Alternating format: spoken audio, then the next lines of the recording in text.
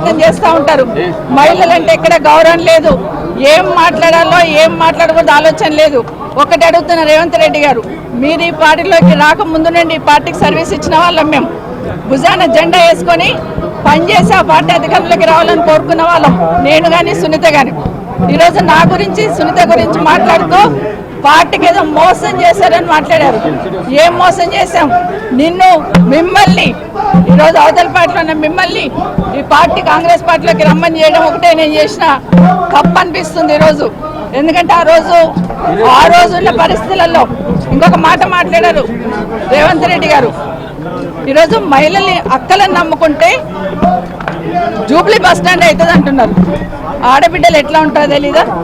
ఆడబిడ్డలు ఎప్పుడైనా క్షేమం కోరుతారు, నష్టం కోరరు.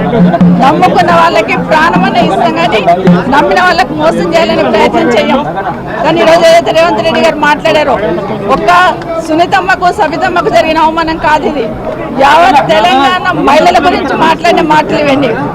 ఇప్పటికైనా ఎందుకంటే రేవంత్ రెడ్డి గారు ఒకటి గుర్తుపెట్టుకోవాలి, ఈరోజు ఆడబిడ్డలను అవమానించి ఆడబిడ్డల వ్యక్తిత్వాన్ని అవమానించినాడు. ఒక అసెంబ్లీలో ఉన్న మమ్మల్ని మాత్రం అవమానించడం కాదు, అక్కల్ని నమ్ముకుంటే బతుకు బస్ స్టాండ్ అవుతుంది అన్నట్టు మాట్లాడినావు. ప్రతి ఇంట్లో ఆడబిడ్డలు ఉంటారు. తెలంగాణ రాష్ట్ర ఆడబిడ్డలందరూ ఈరోజు ఆలోచిస్తున్నారు ఒక ముఖ్యమంత్రి స్థాయిలో ఉండి.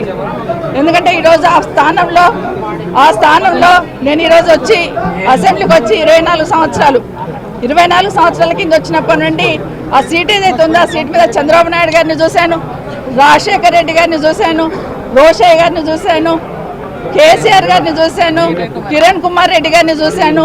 ఈరోజు మిమ్మల్ని చూస్తున్నాను. ఈరోజు మీరు ఆ సీటుని అగౌరవపరిచారు.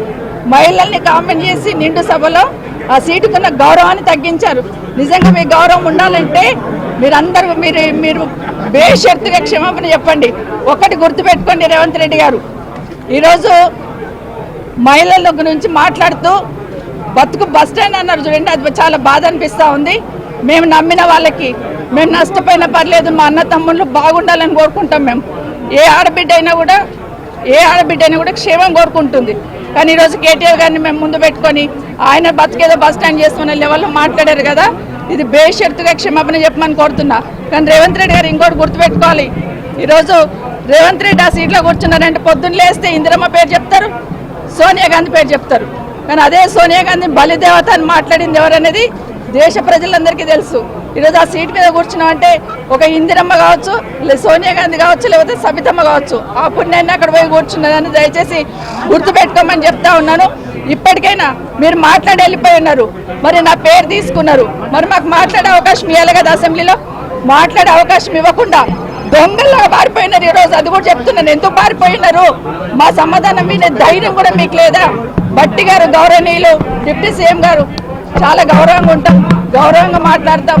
వచ్చి మాట్లాడుతూ ఉంటే మాకు ఉపశమనంగా ఏదన్నా సంధాయిస్తారేమో అనుకున్నాం. కానీ వారు మాట్లాడుతూ కూడా మాట్లాడిన మాటలు నిజంగా బాధాకరం అనిపిస్తున్నాయి. ఆ రోజు ఏదో అపోజిషన్ లీడర్గా నా పదవి పోయిందని మాట్లాడున్నారు. మరి మీ పక్క సీట్ ఈరోజు మీకు వచ్చే అవకాశం ఉండే కదా, ఎందుకు ప్రయత్నం చేసుకోలేరని భట్టి గారిని కోరుతా ఉన్నాను. ఈరోజు మీ పార్టీ అధికారంలో ఉంది కదా. అన్నిటికన్నా ముఖ్యంగా ఒక మాట అన్నారండి గౌరవనీయులు డిప్యూటీ సీఎం గారు, ఏ ముఖం పెట్టుకొని ఈ అసెంబ్లీలోకి వచ్చారన్నారు. మా కర్మగాలే వచ్చాం. ఏం కాదు, వాళ్ళు బస్ స్టాండ్లో ఫాలో అవుతారు కానీ తొందరలో ఇది బస్ స్టాండ్లో ఫాలో అయితే బతుకు వాళ్ళవి మళ్ళీ అయితే కానీ ఏం కాదు. తెలంగాణ మహిళలందరూ శాపం తగులుతుంది కానీ ఏం కాదు. ఎందుకంటే మేమేం తప్పు చేయలేదు. దేశంలో చాలా మంది పార్టీలు మారుతూ ఉంటారు. ఈరోజు మీ పక్కన కూర్చోబెట్టుకున్నారు. ఎన్నికలు అయిన తర్వాత మీ ప్రభుత్వం అధికారంలోకి వచ్చిన తర్వాత కేసీఆర్ గారి ఇంటి మీద ఉన్న వాళ్ళని కాకి నా ఇంటి మీద వాళ్ళతో కాల్ చేస్తామని మాట్లాడింది ఇదే గౌరవ ముఖ్యమంత్రి గారు. కానీ అదే కేసీఆర్ గారు గెలిపించిన ఎమ్మెల్యేలంతా తీసుకుపోయి మీ పక్కన కూర్చోబెట్టుకున్నప్పుడు నన్ను పార్టీ మారినవని అధికారం మీకు ఎక్కడిదని అడుగుతున్నాను. ఆ రోజు నేను పార్టీ మారినప్పుడు వితిన్ ద పార్టీలో ఏం జరిగింది, ఏ విధంగా మమ్మల్ని మెడబట్టి బయటికి గెంటేశారనేది మీకు తెలీదా అని అడుగుతున్నాను. ఎందుకంటే మాట్లాడలేదు, ఇన్ని రోజులు మాట్లాడలేదు. నేను నా పార్టీ గురించి ఎవరి గురించి మాట్లాడకుండా నేను కేసీఆర్ గారి నాయకత్వంలో పనిచేయడానికి వచ్చాను. BRS 5 సంవత్సరాలు ఎందుకు మీరు నోరు మూసుకొని కూర్చున్నారు? ఇప్పుడు అడుగుతానండి, మాట్లాడాల్సింది 5 సంవత్సరాలు. ఈరోజు నేను బీఆర్ఎస్ పార్టీ బీఫామ్ మీద గెలిచి వచ్చున్నాను. ఇప్పుడు నన్ను గురించి మాట్లాడే అధికారం మీకు ఎక్కడిది? ఈరోజు బాగా గుర్తుపెట్టుకోండి, నా కుటుంబానికి ఒక చరిత్ర ఉంది. నిజంగా మాట్లాడాలంటే నాకు 10 నిమిషాలు టైం ఇవ్వాల్సింది. ఆ రోజు నుండి ఈ రోజు వరకు నా జిల్లాలో నా కుటుంబం ఏంటి, నేనేంటి అనేది బాగా తెలుసు.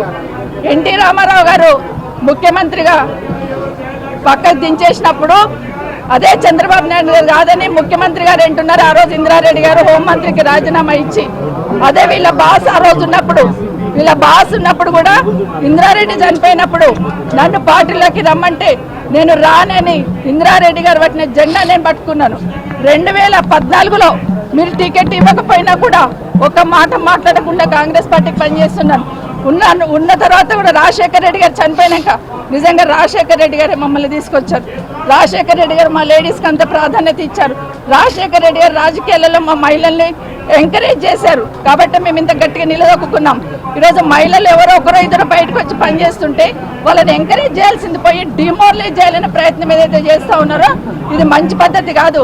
అసెంబ్లీలో కూడా ఆడబిడ్డలను అవమానించే సంస్కృతి వస్తుందంటే నిజంగా తలంచుకోవాలండి. ఈరోజు కనీసం మాట్లాడే అవకాశం ఇవ్వకుండా, మాట్లాడే అవకాశం కూడా ఇవ్వకుండా పోయినారంటే ఈరోజు సమాధానం రాష్ట్ర ప్రజలకు చెప్పాలి.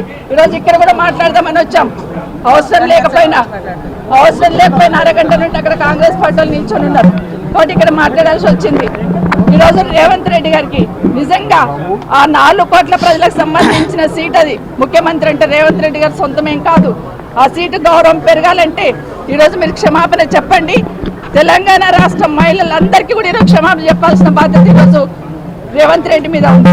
భట్టి గారు, గౌరవనీయులు డిప్యూటీ సీఎం గారు, మీరు మాట్లాడిన మాట ఏదైతే ఉందో ప్రతి ఇంట్లో ప్రతి ఆడబిడ్డకు తగులుతుందండి. ఎందుకంటే మొహం పెట్టుకొని వచ్చిందనే మాట చాలా బాధ అనిపిస్తుంది.